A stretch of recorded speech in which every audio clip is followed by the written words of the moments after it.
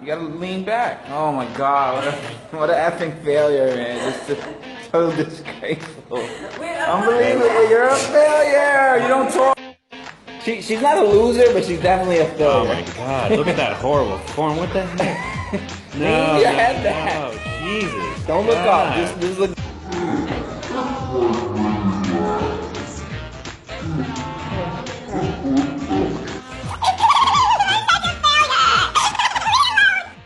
Welcome, everybody, to episode 21 of Diaries of the Drunken Dumbells with Di and my sidekick, Gio. So on today's episode, we're going to be talking about muscular failure in exercise. What is it? Why is it freaking awesome? And who should be doing it? So muscle failure defined Also known as momentary muscular failure. is the point in the exercise where the body can no longer commence motion in proper form. It's incapable of continuing to lift that limb. Let's demonstrate. So this is distinct from muscle fatigue, which is a decline in ability of a muscle to generate force and where most people decide to give up in an exercise.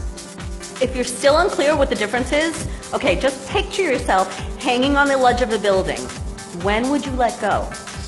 That's muscle failure. Help me. Don't let me go. Gio, hold on. You can do this. You have to wait, Gio. Wait! Now, we know what you might be asking yourself right now. Isn't it dangerous to be pushing that hard? But, contrary to popular belief, working out to muscular failure is a very safe practice, providing that you pay special attention to proper form and speed. So, common things to avoid would be jerking, heaving, shifting, bouncing, slamming, yanking, throwing, or popping your body or exercise device in any way. Usually people get hurt or injured because of their sloppy behavior when they're lifting and not because of their intensity. Yeah, true.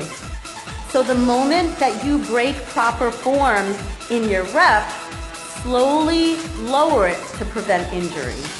Believe it or not, this last rep is the safest rep because your body is just too exhausted to engage in sloppy behavior. It's that first repetition that you want to be the most cautious with because this is when you're starting with like full, fresh strength, and this is where you'll see most people use ballistic. But I was taught to do multiple sets, like 3 sets of 12, you know? That's what I was taught to do. Isn't that better? Do more? Well, Gio, there's been an ongoing debate in the strength training and bodybuilding industry for about 40 years now as to whether a single set of an exercise is actually superior for building strength and size than multiple sets are. What are you talking about? Some studies support the idea that it was good and some that multiple sets were effective. Look at that. Perfect. The main problem is the research is ambiguous. Nobody knows what that means. What it means is that the research shows that it's undecided. Bottom line is, despite an abundance of studies, the research is still unresolved. Well, if that's the case, then what am I doing that extra work for? No more multiple sets for me. Gio, don't throw the weight. Not only that, but training to muscular failure has many benefits. Such as boosting strength levels. Breaking through strength plateaus. And of course, defining muscles. By repping out until you absolutely cannot lift anymore, you create an enormous stimulus for increasing your strength.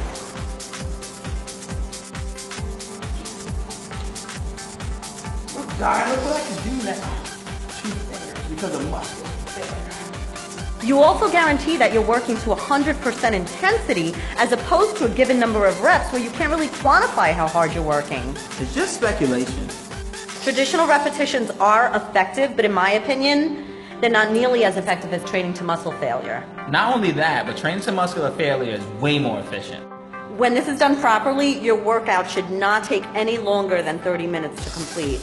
Yet you're getting way more work in less time. That's like a sprinter versus a runner, right, Di? Yeah, the sprinter is working harder. Yeah, so it'll take him less time to get from one point to the other. That's a great analogy, Gio. Good play. So when you're working out to this level of intensity, your body will need more rest in between workouts. So another great perk of training this way is you don't have to work out as often. 1 or 2 times per week is adequate, providing you're pushing yourself hard enough. But these workouts are not for the faint of heart. They are no joke.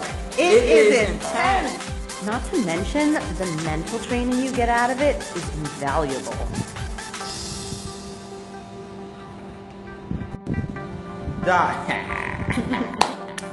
What? So what about those musclehead guys who pretty much live at the gym? Bro, where do you even live? I live at Planet Fitness. Ew. Well, somebody who wants to work out more often probably shouldn't incorporate these techniques into every workout, but maybe just try it on a certain number of moves or in one workout or something. This shocks the muscles to overcome any strength plateau. But for those who aren't doing anything or need to step up their intensity game, consider training to muscular failure. The legendary Arnold Schwarzenegger said when he summed up muscular failure is... The last 3 or 4 repetitions is what makes the muscle grow! And though most of us are not professional bodybuilders like Arnold was, I think he knows a thing or two about how to build a hell of a physique. Thanks again, everyone, for tuning into episode 21 of Diaries of the Drunken Dumbells with Di and my sidekick, Gio. Be sure to tune in next week for another episode. Wait, I'm Arnold. I'm Arnold. No, I'll be back. That's a terrible accent, Gio. Arnold No. Schwarzenegger. Look, just follow us on Facebook, Instagram, and Snapchat. Because I'm Arnold.